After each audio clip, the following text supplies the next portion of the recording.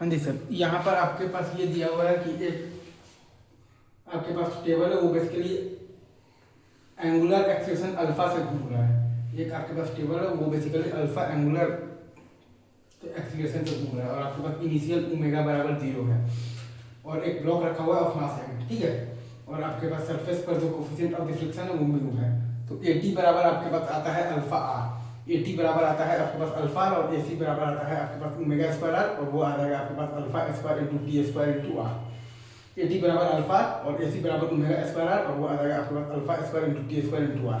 तो Fs is less than equal to mu mg होता है, Fs is less than equal to mu mg होता है। तो म्यू mg बराबर अगर आपके पास m है तो A is equal to mu g होगा। A का मैक्सिमम वैल्यू जो है वो आपका म्यू g के बराबर हो जाएगा, तो व्हेन स्लीपिंग स्टार्ट्स। A का मैक्सिमम वैल्यू आपका म्यू g के बराबर हो जाएगा, तो व्हेन स्लीपिंग स्टार्ट्स। A का मैक्सिमम वैल्यू आपका म्यू g के बराबर हो जाएगा, तो व्हेन स्लीपिंग स्टार्ट्स, ठीक है। तो AT बराबर आपके पास अल्फा, AT बराबर है अल्फा, और AC बराबर है आपके पास ओमेगा स्क्वायर, मतलब कि अल्फा स्क्वायर मतलब कि इनटू तो T square into r। AC बराबर है आपके पास ओमेगा स्क्वायर r, और बराबर है आपके पास alpha square into T square into r। AC बराबर है आपके पास ओमेगा स्क्वायर r, और वो बराबर है आपके पास alpha square into T square into r। और A नेट बराबर है आपके पास म्यू g, A नेट बराबर म्यू g है, तो म्यू g बराबर under root of the AC square plus AT square. Mu g बराबर under root of the AC square plus AT square, तो वहां से आपके पास AC बराबर आ जाएगा under root of the mu square g square minus alpha square r square. वहां से आपके पास AC बराबर आ जाएगा under root of the mu square g square minus alpha square r square, ठीक है। और AC बराबर होता है आपके पास ओमेगा स्क्वायर r, और AC बराबर होता है आपके पास ओमेगा स्क्वायर r, AC बराबर ओमेगा स्क्वायर r। तो वहां से आपके पास ओमेगा बराबर आ गया है mu square g square minus alpha square r square by r square का पावर 1/4। वहां से आपके पास ओमेगा बराबर आ गया है mu square g square minus alpha square r square by r square to the power 1/4।